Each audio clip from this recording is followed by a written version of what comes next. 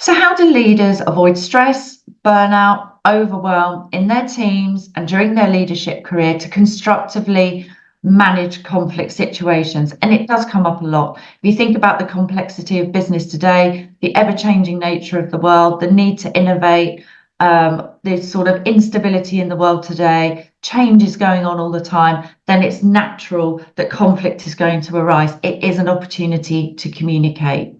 So if you want some tips on how to deal constructively in conflict situations, think about this. What do you do to show the other person you're really interested in what they're saying and their needs?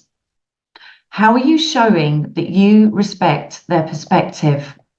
Are you really attentively listening?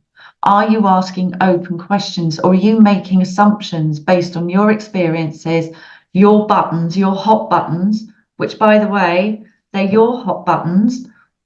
The other person didn't put them there, but you can allow your buttons to be pushed. So can you really attentively listen? What can you do to give the other person what they want in a way that works for you? That's about getting to the win-win situation. What choices can we make during conflict? What might you be doing that contributes to conflict? Are you sarcastic? Are you eye rolling? Are you denying what the other person's saying? You're just interested in winning the point. Winning the point may not always be the right place to go.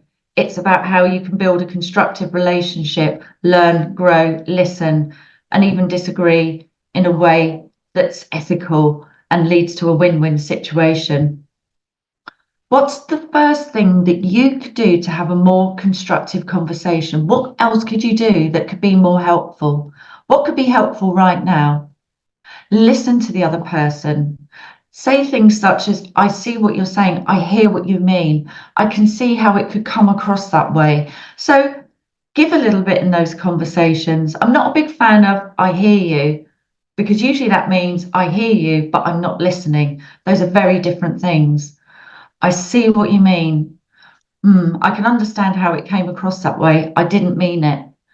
And you may feel, particularly for a competitive person, that's giving in. It's not. It's building relationships. It's building influence.